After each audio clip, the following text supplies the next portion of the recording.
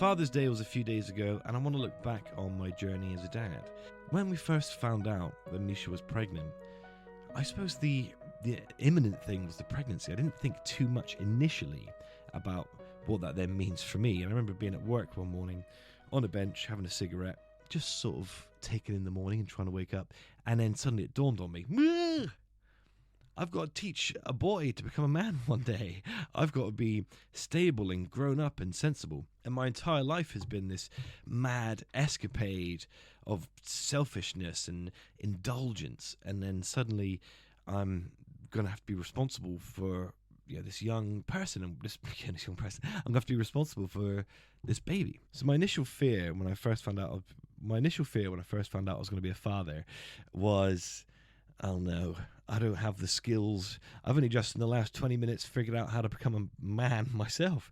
I don't have any practical skills. There's lots of stuff that I think, I was being harsh on myself. There's lots of stuff I think I can impart. I'm a good listener, lots of empathy. My brain's not too bad. There's some knowledge in there I can impart. There's things that I had to recognize that I could offer my son when he gets here and when he starts to grow up. And I was sort of frantic and stressed about that whole thing. What sort of father would I be? What kind of man am I? What kind of man will I become?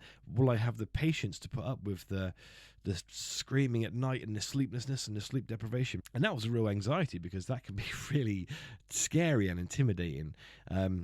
Because sometimes that sleep deprivation as a parent can drive you mental, and some parents feel some measure of anxiety about being honest about the depths of that sort of suffering and that sort of misery. I've always been very open about that. I mean, we got lucky initially. Leah was always a sort of pretty good sleeper, but the first month was a nightmare, if I remember correctly. Obviously, the routine's off. We were trying to breastfeed, and it was just a calamity of crying and not sleeping. But for me, and the tougher times would come later when he's sort of hits about 2 years old, because then he developed chronic tonsillitis, and then the sleeplessness really started, and then the worry, then the hospital trips, then the anxiety, and then that's when it got really, really stressful. But even at the height of that worry, it's all right. Parenting's good, because you don't feel, I suppose, if you don't have a kid, what you'll be thinking is, from a naturally selfish point of view, you'll be thinking, yeah, but I won't be able to get any sleep. I won't be able to do this and that because I'll be tired all the time. I'll be frustrated. I might get bad-tempered because of the sleep deprivation. But what happens is when you fall in love with your baby and you have a child, they need you. And your priority, evolutionarily, accidentally, it's nothing to do with you.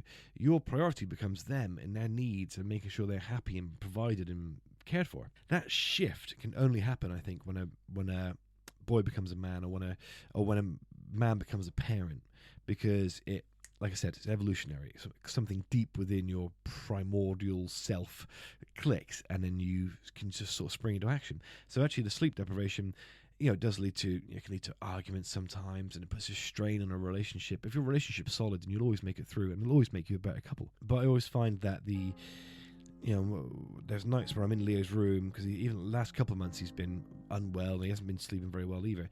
But I get to sort of hang out with him more. I always try and tell myself there will be a time where my son no longer needs me the way he does now. There'll be a time where I'm not the first person he comes to if he's sad or hurt or upset. And I don't want to wish his time away, even though it's rough, even though it's exhausting, and even though it can affect everything if you're that tired. I still wouldn't wish away for a minute. This morning I was in his room. It was about 20 past 2 this morning, because he woke up, he had a nightmare. His nappy was pissing him off. It was like everything was just annoying him. And so I like to sit by his bed and just sort of chat to him, make sure he's all right, and bring down his energy a little bit, because he's getting angry and agitated. There's a moment I really like sometimes, if he is still awake by the time I get home, I like to sit by his bed and just chat to him about his day, and talk to him about like his favourite animals, and I like to tell him stupid stories about, there's one where a goose has got a shiny bum and does a poo, and that makes no sense, but to him it's the funniest thing in the world. And sooner or later I'm going to lose those moments with him, because he's going to be too grown up. He's going to be a teenager. He's not going to want to hear my stupid stories. he's not going to want to sculpt himself around my personality anymore, which he does. He mimics my personality for better or worse.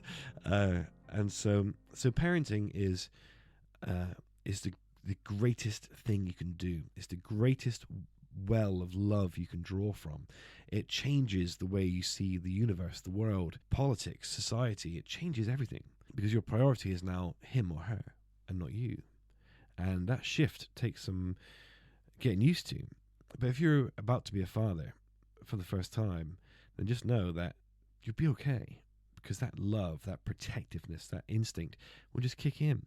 And then, I was lucky as well that Misha's such a good mum, because she's got it. I mean, if I wasn't here, she'd get by. She'd be fine. We've managed to share the load pretty well. So we do a sort of 50-50 split parenting, and we take a lot of the weight and heat off each other, and we support each other very, very well. But for first-time dads, it is the best. It's the best thing. There's a line from Scrubs where I think it's either Turk or Carla. They say, well, having a baby is just like having a dog that slowly learns to talk. And that couldn't be more true. I've loved every single step of his development so far. I've loved every single sort of change in him. I grieve sometimes for the previous versions of him. I grieve for baby him. I grieve for the him that was just sort of plodding along with big hair and just couldn't quite walk just yet.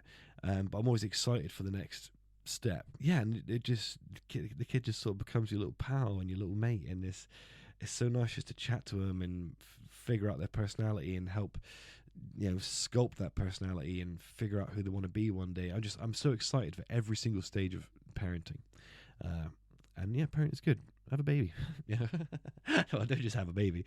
Get into a good solid relationship where you're comfortable and you can be yourself, and then have a baby. It's really great. Honestly, you'll enjoy it. And so that's what I want to talk about. I just want to talk a little bit about parenting and parenting Leo. It's been the best thing I've ever done. My love for him and Misha is just the most astonishing thing that's ever happened to me and that I've ever felt. Over the last few weeks, my family has been through the ringer a little bit. We're so tired. We've been pushed and pulled. We have the weight of other people's problems bearing down on us, and we're not sleeping very well. It's been strained at times. And then every now and then we catch just a little break that puts everything into perspective. Because the other day, Leo fell asleep next to Misha in our bed, and I came home and she was just sort of dozing off, and I jumped into bed with them, and the three of us just led there. He was sleeping, I was nodding off, and we were together as a family. And it always comes back to that. No matter how turbulent the thing, if you always remember to love each other properly, to, even just for a couple of minutes, take time to make sure that your island is okay. Your island being you, your partner, your baby, or even if it's just you and your baby, that it'll always return to a place of peace and safety and love. And then you've really got to drink those moments in and enjoy them, because one day that you'll miss this stress. I'll miss this stress. I'll miss the stress of, I'll miss him needing me at 2 a.m. or 4 a.m. And I'm not looking forward to that at all, because I love my boy and I love being there for him. So anyway, that's a strange episode. I know it's a strange tinge. I've just been down to the nursery where Leo goes, and I've got to hang out with him and his friends for a little while. They did like a little Father's Day breakfast thing, and it was nice, and it just got me thinking about how good being a dad is, and how much I wanted to just talk about it just for a little while. Remember, everybody, get yourself to grahamswindowsanddoors.co.uk. That's grahamswindowsanddoors.co.uk. Graham's Windows and Doors are Yeovil's finest purveyor of windows, doors, conservatories. The reviews speak for themselves. They're an incredible family-run local company. So get yourself to grahamswindowsanddoors.co.uk. Thank you for listening to the show. If you enjoyed this, then please click the follow button, or click leave us a 5-star review. That'd be very, very helpful. Next episode is me, Lissy, and the triumphant return of Kevin Harris. I know a lot of you have been looking forward to that, so that's great. Thank you for listening, everybody. I love you dearly, and I'll see you soon. Ciao, ciao, ciao, ciao.